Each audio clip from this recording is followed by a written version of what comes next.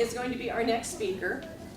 He works for an information technology firm. Oh, about the bios. So I'm taking little snippets to introduce his speech, but also what's going to be expected of you is a longer biography of experience and expertise and interests that go on the website and help the people decide who they want to choose, not only by the topics that you offer, but by your background.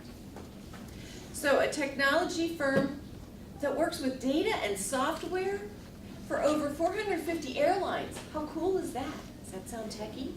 But today he's going to step outside of that very technical background and talk with us about concepts of group communication.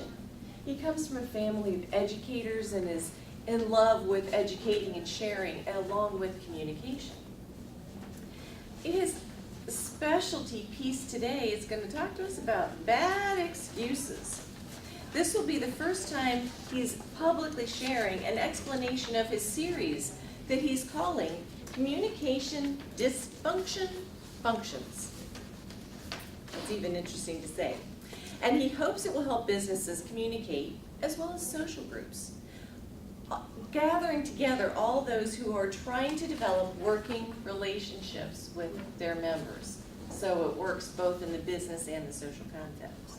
Please join me in welcoming Darin Jones with his speech, Are You a 6-Year-Old?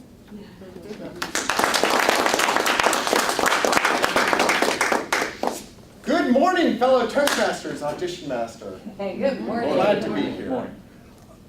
Everyone have a great holiday season? I did. I had a great holiday season. I want to start with a show of hands. How many of you in the last, let's say, 3 seasons have been sitting with friends and family as everybody is opening their gifts and you open that one gift that you're just not sure how to respond to? Come on, show of hands. Okay. I had that a few seasons ago with my Aunt Marge.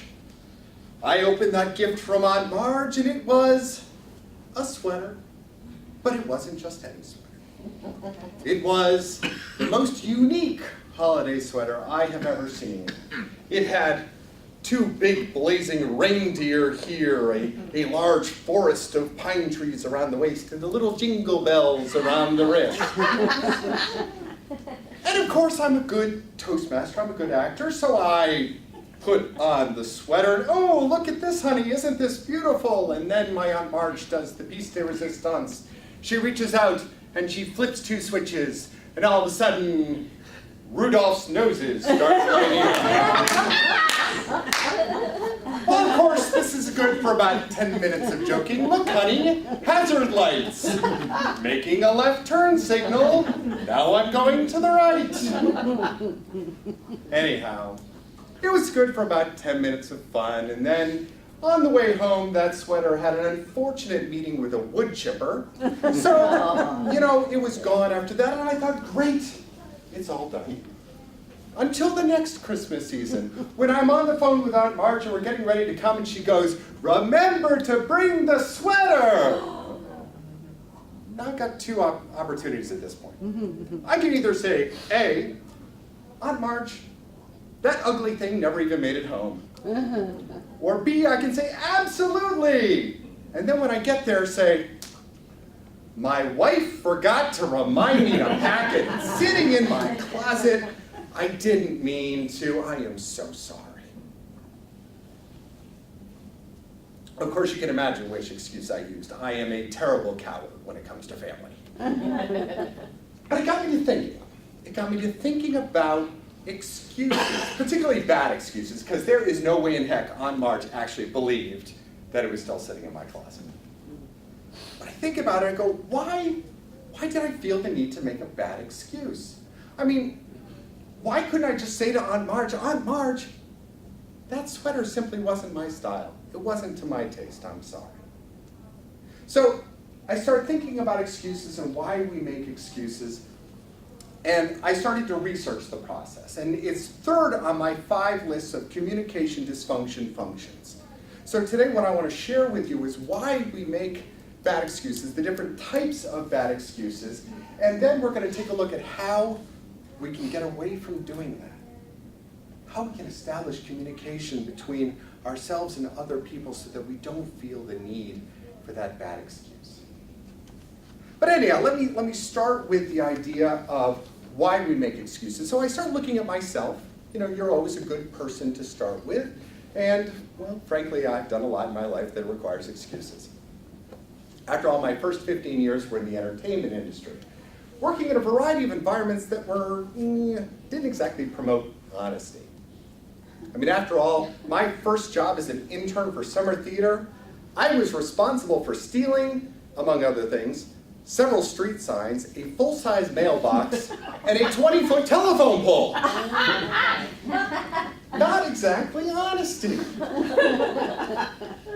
But I can't just take myself as an example, so I started looking around, and I realized that, you know what, I work in the Grand Central Station of excuses. I'm a teacher. Everybody has excuses. And not only am I a teacher, I teach for the University of Phoenix, but I'm also on the ethics committee. Now, the ethics committee is a group of students and faculty that are charged with assessing academic violations reported. And we read documentation, we listen to testimony, and then we determine guilt or innocence and levy sanctions. Now, I started doing this because I said, what better way to set a student on that narrow path to honesty and success? What I rapidly realized is I never wanted this kind of look at my fellow man. I mean, if you truly believe that people are honest at heart, 6 months of doing this will completely change your mind. I mean, most of the things we deal with are plagiarism, intellectual property theft. But you can't get students to accept responsibility. It's always the excuse. So, as I'm listening to these excuses, I start to think, and I go, you know, they fall into three categories. Three categories of excuses. And not only that, these are the same three categories that my daughter used to use when she was 6 years old. The categories are, I didn't do it, I didn't mean to do it, and I blame you. So I want to go over these three categories really briefly with you and see if you are, in fact, a 6-year-old. So the first category, I didn't do it. My daughter would, when she was very young, would write on the walls with crayons. And then she would show off her artwork to me. And I would say, sweetheart, you know you're not supposed to do that. And she would go, I didn't do it. Like there's another child living in the house. But she thought that through the sheer force of denial, she could get me to completely forget that she did it. Almost like a pint-sized Jedi Master. There is no crayon on the wall. Well, the adult takes this and says, well, your assumptions about me must be wrong. I didn't do it. So I might say, so Mr. So-and-so, your paper that you submitted matches 98% to an internet website. How do you explain this? Well, it just happens that we wrote exactly the same thing. I mean, there are no original ideas after all, right? Sure. So you just happen to write 1,500 consecutive words exactly the same as this other person. Does anybody believe that excuse? I don't think so. The second excuse. I didn't mean to do it. Okay. Anybody's kids are killer at Halloween, come home with like the multiple 10-pound candy bags? My kid was a champ at it. She could smoke a candy bag like anybody else. So she would come home with this big armful of candy, and she was allowed 2 pieces that night. And then we would put it away, and she knew she could get a couple of pieces every day until it was gone. It's probably about an 8-month supply. Well, I'd come back 3 days later, and that bag was completely gone. So I would go, sweetheart, what happened to the candy? And she would go, well, I was getting you a piece of candy, and I started tasting them, and I wanted to find out which one you liked the best, and then I just had to eat them all, I'm sorry. The student does almost exactly the same excuse. So you say, okay, your paper matches 100% to an internet cheat site. How do you explain that?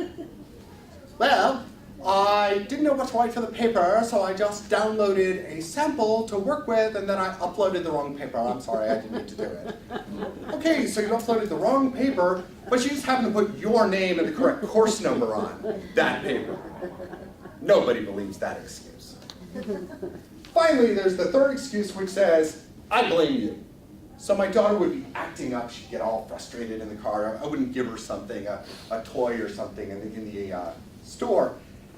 And she would get all fussy, and I'd come out to the car and go, why did you act like that? And she goes, well, it's your fault because you didn't give me that, and I hate you, and you're mean. Look at that big pouty lip. So, believe it or not, the student does exactly the same thing. Well, you're simply judging me by those narrow ethical standards of yours, and no other instructor has ever treated me like this, and you're mean, and I hate you. You get the same pouty look. I didn't do it. I didn't mean to do it. I blame you. 3 bad excuses. 3 bad categories that we all resort to. We can think of times in our lives where we've done this to ourselves. So what we're going to do is we're going to take a short break right now, and then when we come back, we're going to take a look at these 3 categories of excuses and how we can use good communication, trust in our communication partners, to actually be able to overcome these and never have to rely on these again. Thank you.